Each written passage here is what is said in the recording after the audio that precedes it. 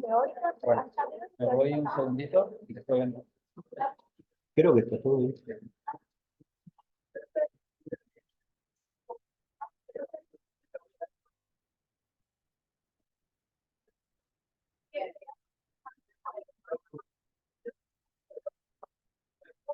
¿Estamos todos ya? Buenos días. Les voy a dar la clase sentado porque tengo que usar el audio de la notebook. Así que me disculpan, me voy a quedar acá sentadito. Y para usar el puntero de paso. El tema de esta clase va a ser sobre cadenas ganglionares de cabeza y cuello. La importancia que tiene este tema para ustedes en particular, en primer lugar, es que puede ser manifestación inicial o concomitante de distintas patologías de la cavidad oral, de origen inflamatorio, infecciosa, como absceso, flemón dentario, y de procesos malignos de la cavidad oral. O sea, a veces la adenopatía, el ganglio, es la primer manifestación o es concomitante a alguna de estas patologías. Además, puede ser manifestación de procesos sistémicos como linfoma, leucemia, y el primer sitio en el cual se manifiestan estas patologías es a nivel de cabeza y cuello. Si bien hay adenopatía, por ejemplo, en tórax, abdomen, esas se van a poner de manifiesto a través de diagnóstico por imágenes. Semiológicamente, la primera manifestación que van a encontrar son estas adenopatías en cabeza y cuello. Por eso es importante reconocerlas para hacer diagnóstico diferencial entre una patología de orden local de la cavidad oral con una patología de orden general. Y otras patologías de orden general pueden ser enfermedades alejadas de cabeza y cuello, como un cáncer gástrico, un cáncer de riñón, o patologías neoplásicas del pulmón que se manifiestan por adenopatías a nivel cervical. Por eso justamente es importante reconocer y, como van a ver, hacer el diagnóstico diferencial de los distintos tipos de adenopatía para ver si es una patología local o general. ¿Se entiende el concepto? ¿Sí? Bien. La parte de anatomía es importante porque si saben dónde están localizados estos ganglios y cuáles son accesibles al examen físico, no todos estos ganglios son accesibles al examen físico. Algunos lo van a tener que detectar por exámenes complementarios, por imágenes como ecografía, tomografía o resonancia, sobre todo lo de las cadenas profundas. Los superficiales son los que son accesibles al examen físico. Entonces tienen que conocer las cadenas ganglionares de cabeza y cuello para saber dónde van a ir a hacer el examen y cuáles son los hallazgos que van a obtener. Las cadenas de cabeza y cuello fundamentalmente tenemos los linfáticos de la cadena pericervical, el grupo ganglionar anterior, el de la cadena cervical lateral superficial y profunda, y el grupo cervical anterior profundo yuxtavisceral. Esos son los 5 grupos fundamentales. Cada uno de esos grupos tiene cadenas ganglionares en particular que drenan linfa desde un sitio determinado y van hacia un colector de esa linfa. Entonces, yo les voy a tratar de mostrar más o menos cuáles son las principales cadenas ganglionares y después van a tener que repasar anatomía para poder recordarlo. Pero les repito, esto es importante para saber, ante el hallazgo de una adenopatía, de dónde proviene justamente el territorio linfático y hacia dónde de ese ganglio, hacia dónde va a ir a desaguar, digamos. ¿Se entiende? El primer grupo de cabeza y cuello es el pericervical. El pericervical, a su vez, tiene 6 grupos ganglionares, que son los suboccipitales, que son esta región, los mastoideos, que son o retroauriculares, están en la región de la apófisis mastoide, en la región retroauricular. Tienen los parotidios por delante del pabellón auricular, son preauriculares. Tienen los submaxilares, que están a nivel de la glándula submaxilar, los supraioideos y los submentonianos, que son estos, y después tienen un grupo que es el retrofaríngeo. Cada uno de esos grupos ganglionares, a su vez, como les digo, tienen ganglios que drenan desde un sitio determinado y van hacia una zona colectora que puede ser una vena o el conducto torácico.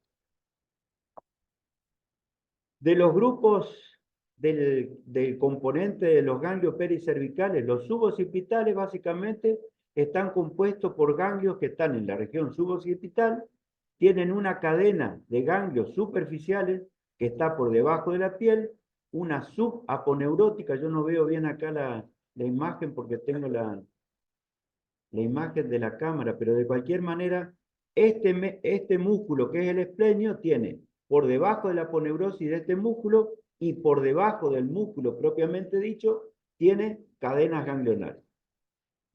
Allí drena la linfa que viene fundamentalmente del cuero cabelludo de la región posterior y de la región de la nuca.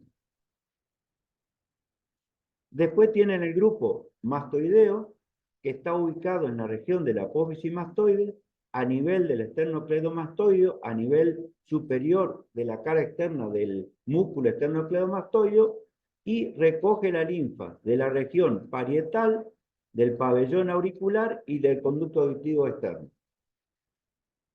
¿Está? Todo esto lo van a tener que leer porque para recordar esto justamente hay que hacer lectura nomás. Después tienen el grupo parotidio que está a nivel de la región parotidia, son preauriculares justamente porque están por delante del pabellón auricular.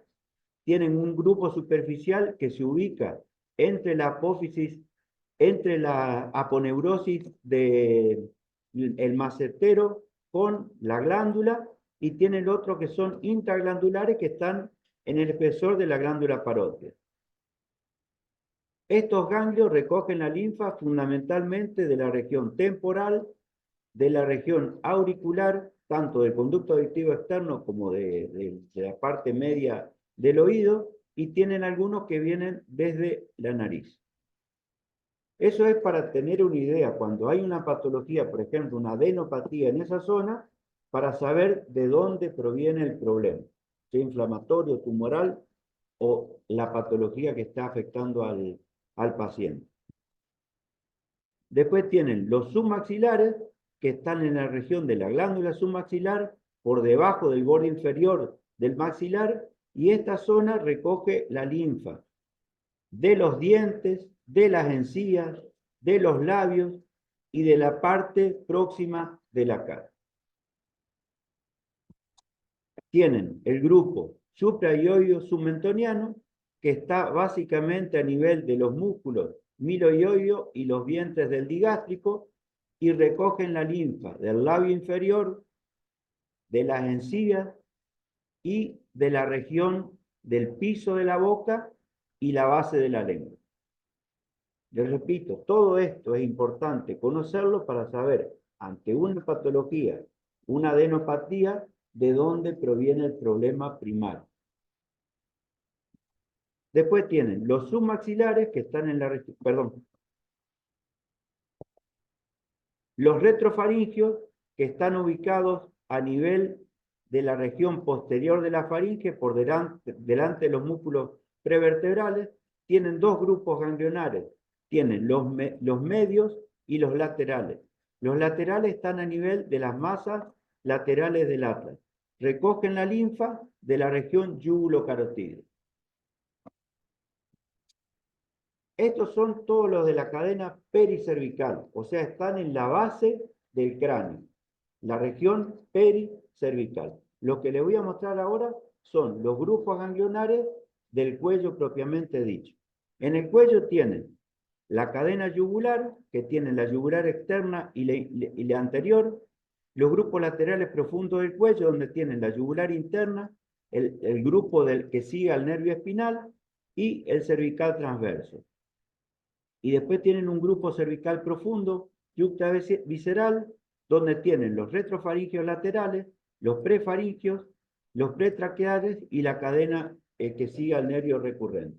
Y todo esto se recolecta en dos sistemas que son el de la vena linfática, que está a la derecha, y el tronco, la parte del conducto donde drena el tronco linfático del lado izquierdo. Ahora les muestro anatómicamente dónde están cada uno de ellos.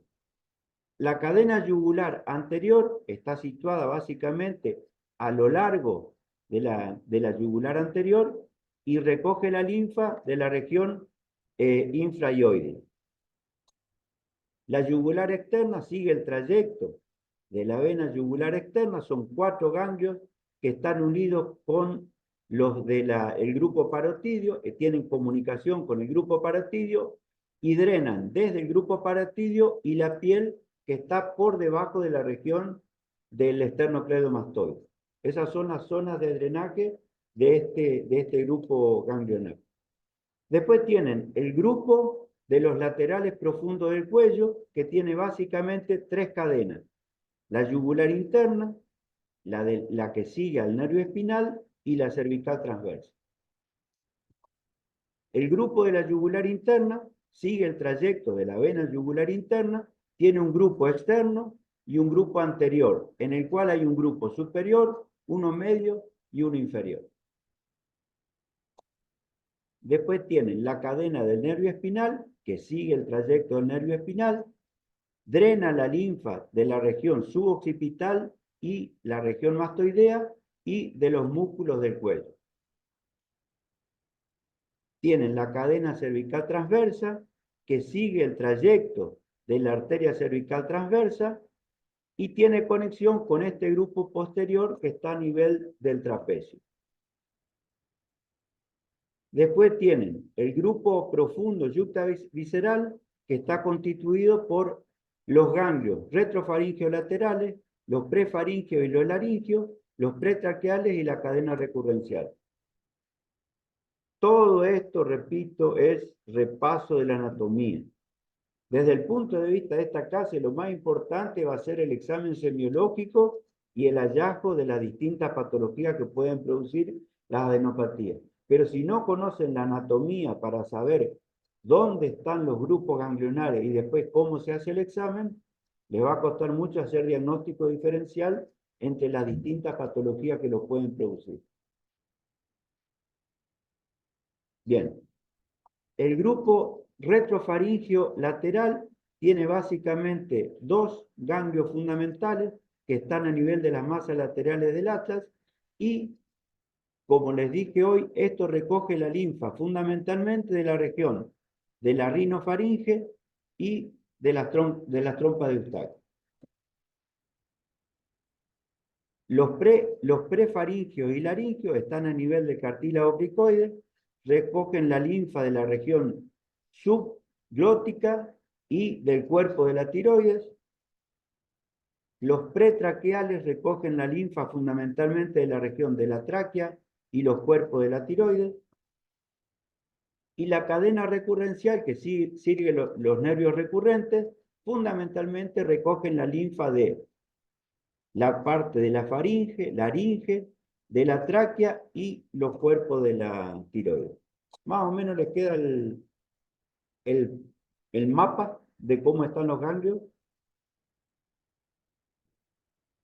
Todo esto, todo este sistema linfático con los ganglios y los vasos linfáticos drenan fundamentalmente en el confluente yúgulo-subclavio y algunos lo hacen en el conducto torácico a la izquierda y otros lo hacen en la vena linfática derecha. El conducto torácico es el tronco colector más importante de la linfa, viene desde la parte abdominal, recoge la linfa del tórax y de las cadenas ganglionares del cuello del lado izquierdo y drena en el confluente yúgulo-subclavio. Y la gran vena linfática, que es esta vena que está aquí, cercana a la vena yugular interna y a la arteria subclavia, recoge la linfa del lado derecho. ¿Está? Esto, la anatomía, la van a tener que ir a leer, la van a tener que estudiar porque es la única manera de recordar todo esto.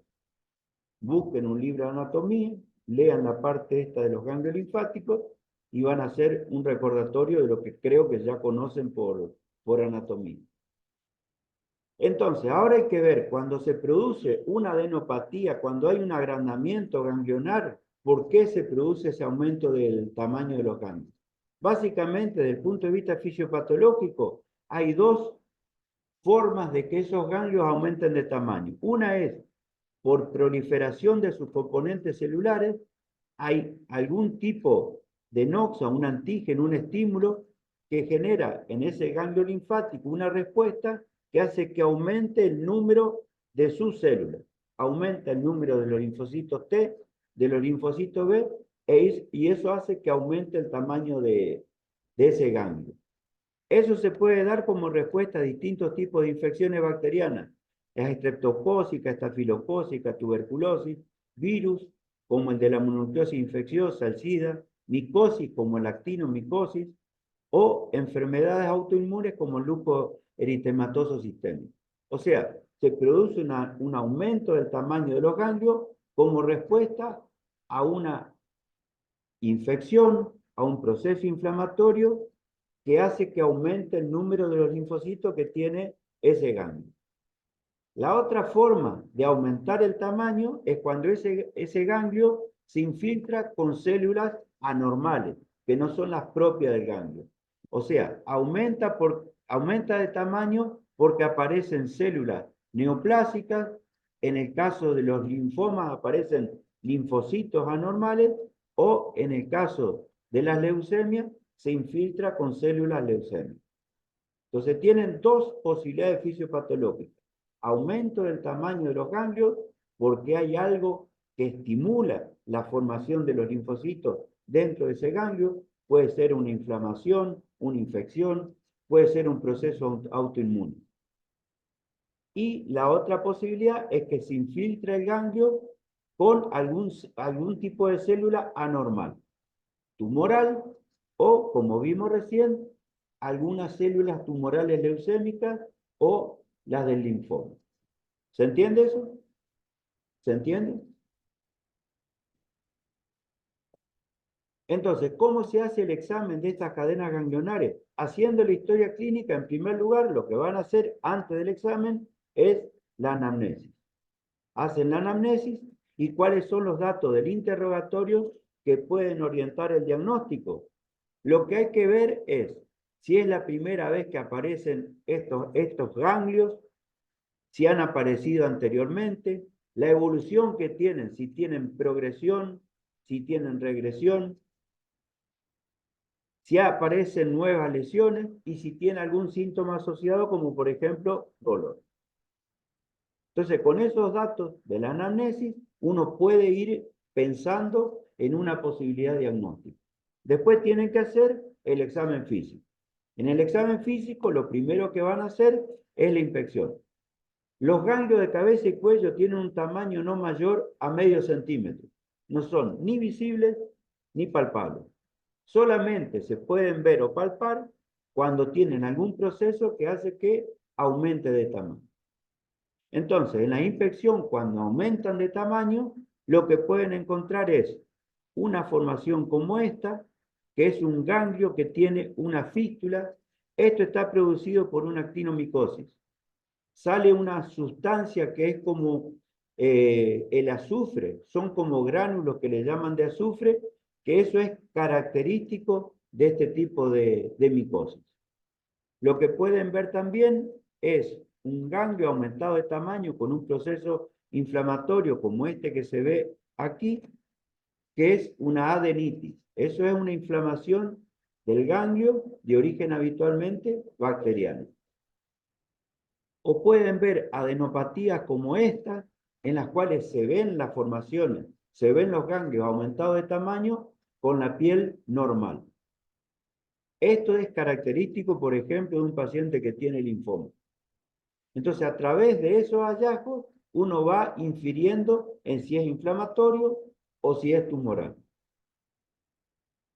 ¿Siguen hasta ahí? ¿Sí?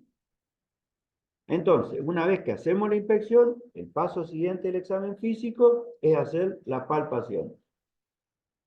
¿Qué tienen que tener en cuenta para hacer la palpación? Lo que tienen que determinar fundamentalmente es la forma, el tamaño, la consistencia, la sensibilidad, si están esos ganglios separados o fusionados, si son móviles o desplazables, si están fijos a la piel y a los tejidos profundos. Entonces, ¿cómo se expresa en la historia clínica estos hallazgos?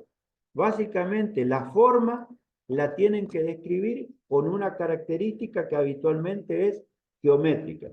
Si son redondeados, si son ovalados. En cuanto a la situación, hay que poner exactamente en qué parte de la cabeza o del cuello están esos ganglios. No es adenopatía cervical. Tienen que especificar exactamente en qué región, por ejemplo, del cuello están. Si están en la región, por ejemplo, supraesternal, submaxilar, si están del lado derecho, del lado izquierdo. El tamaño habitualmente se expresa en centímetros o milímetros, de acuerdo al tamaño que tengan. La superficie de esos ganglios puede ser lisa, regular o nodular. Todo va a depender de la causa que lo produce. Tienen que ver la consistencia. Al hacer la palpación, la consistencia puede ser blanda, dura, pétrea, o sea, una dureza muy importante, o pueden ser una cosa intermedia, que son elásticas o fibrosas.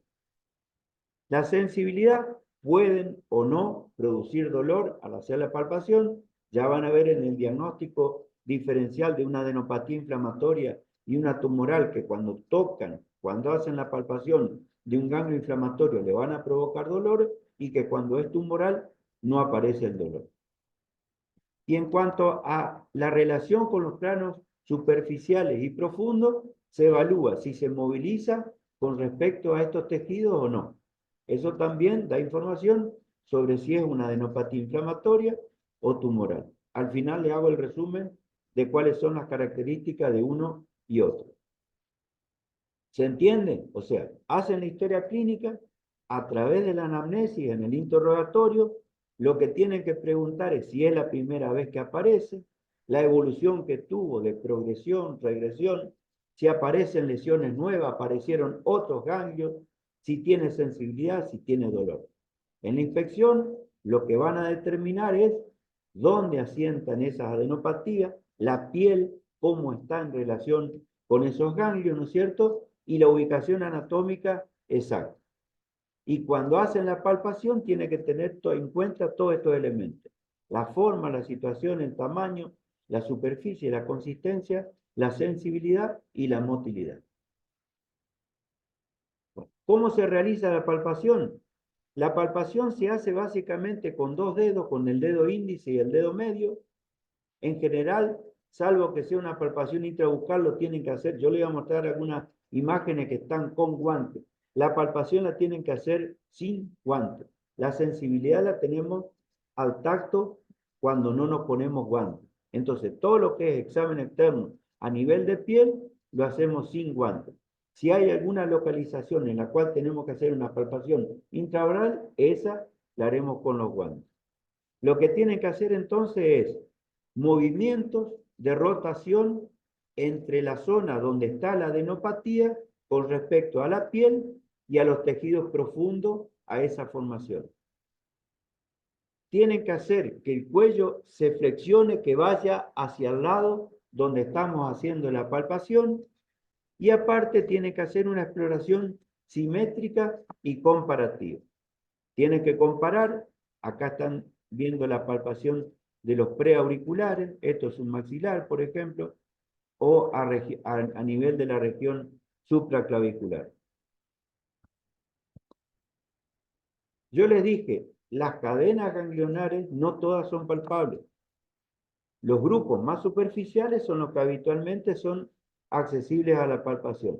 Entonces, así como en la cavidad oral tienen una sistemática de examen, para hacer el examen de las cadenas ganglionares de cabeza y cuello, tienen que seguir un orden, para no omitir una zona en la cual hay una adenopatía y no fue palpada o no se hizo la inspección.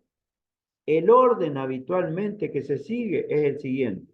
Se analizan los preauriculares, los retroauriculares, los occipitales, submentonianos, los submaxilares, los cervicales anteriores y posteriores, la cadena cervical profunda y los grupos supraclaviculares. Esta es la manera, yo le decía, de realizar la palpación de los preauriculares y los retroauriculares. Lo tienen que hacer con la mano sin guantes. La sensibilidad, repito, depende justamente del tacto. Si tienen guantes, no van a palpar determinadas características, como vimos, que tienen que ser evaluadas en esa palpación. Esta es la palpación de los ganglios submaxilares, en la región submaxilar.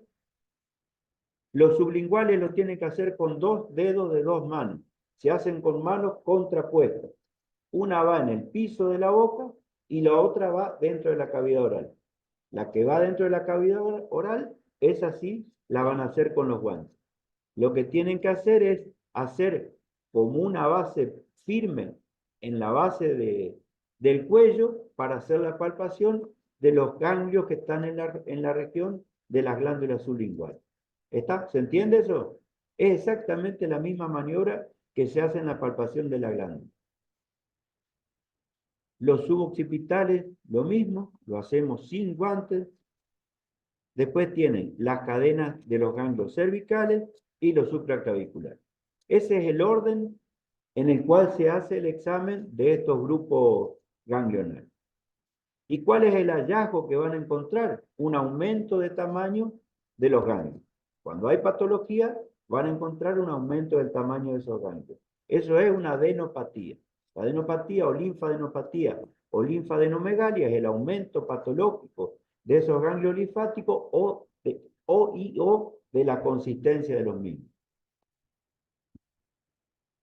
En cuanto a las causas que lo pueden producir, se pueden dividir de diferentes maneras. Yo les voy a mostrar una forma de dividir las distintas causas de las etiologías de las adenopatías. Pueden ser primitivas o secundarias. A su vez, tanto las primitivas como las secundarias pueden ser específicas o inespecíficas, y ambas pueden ser agudas o crónicas. Les voy a mostrar ahora cuáles son cada una de ellas. Las agudas inespecíficas básicamente son infecciones de la mucosa bucal, como la gingivoestomatitis, infecciones de origen dentario, como los abscesos periapicales, y las específicas tenemos la mononucleosis infecciosa, que es una infección viral, la sífilis, las leucemias, linfoma y las metástasis tumorales. Y dentro de las crónicas tenemos a su vez también inespecíficas y específicas. Las inespecíficas, por ejemplo, se produce con infecciones dentarias o amigdalinas cuando el germen tiene poca virulencia y el proceso tiene mayor tiempo de duración. Y dentro de las específicas tenemos micosis profunda, como la actinomicosis, como el que le mostré hoy, ese que tiene que fisturiza y sane esos gránulos de azufre, y la tuberculosis. La otra manera de hacer una división de adenopatía es inflamatorias, tumorales. Las inflamatorias pueden ser infecciosas, como las virales, micóticas y bacterianas, inmunológicas, como las que se producen en el lupus eritematoso sistémico, en la artritis reumatoidea, y otras granulomatosas como la sarcoidosis. Y dentro de las neoplásicas tienen de causa hematológica y de causa no hematológica. Las hematológicas tenemos los linfomas y distintos tipos de leucemia, como la leucemia linfoide crónica, la linfoide aguda y la mieloide aguda. Y dentro de las no hematológicas tienen el cáncer de cabeza y cuello, pulmón, estómago y riñón, que yo les dije, son procesos alejados a cabeza y cuello que se manifiestan a veces como justamente manifestación de la enfermedad por una adenopatía en la región supraclavicular. Y ahora les voy a hacer la diferencia entre lo que es el examen de un ganglio inflamatorio y de uno tumoral. Esto es importantísimo justamente ante la presencia de una adenopatía para que uno vaya pensando si el proceso justamente es algo inflamatorio, infeccioso, por ejemplo, o es secundario a un proceso neoplásico.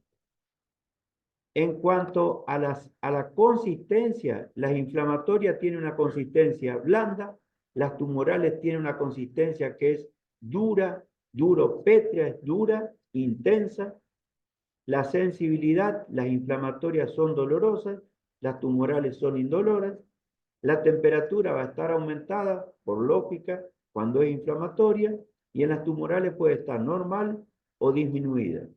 Los bordes de las inflamatorias son netos y en el caso de las tumorales se pierde ese borde, tiene un borde difuso. La superficie es lisa en las inflamatorias y es nodular o multinodular en las tumorales. El aumento del tamaño en las inflamatorias es lento, en las tumorales es rápido y progresivo. Y la movilidad, en cuanto a la movilidad, los inflamatorios habitualmente son móviles, salvo que sea una adenopatía inflamatoria que tiene mucho tiempo de evolución y por el proceso inflamatorio se empieza a adherir a la piel, incluso a los planos profundos. Pero en general es móvil. Y la tumoral, como invade tejidos, va a hacer que la adherencia a la piel y a los planos profundos sea una cosa habitual en este tipo de procesos. ¿Está? Muy bien. ¿Alguna pregunta?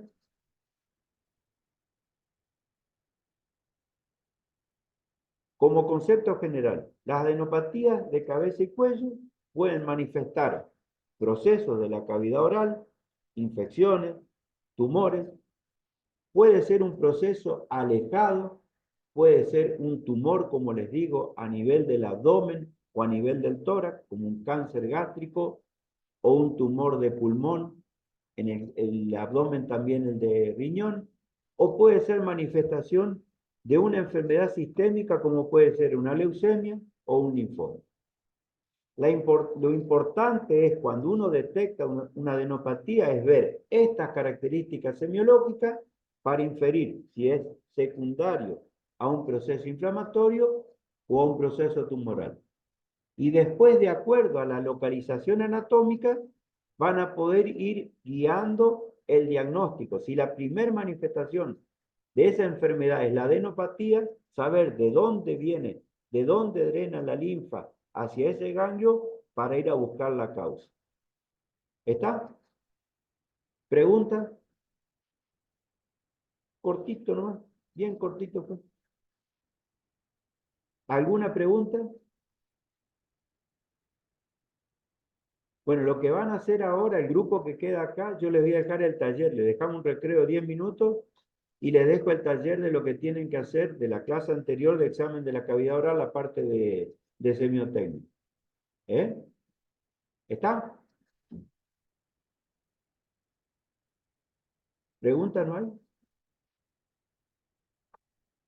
Sí. Bueno.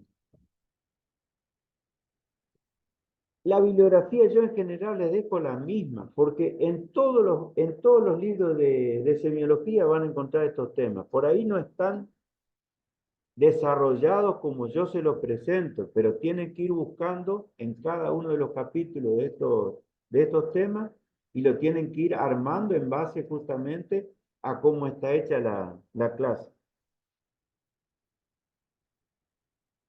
¿Alguna pregunta, algo más?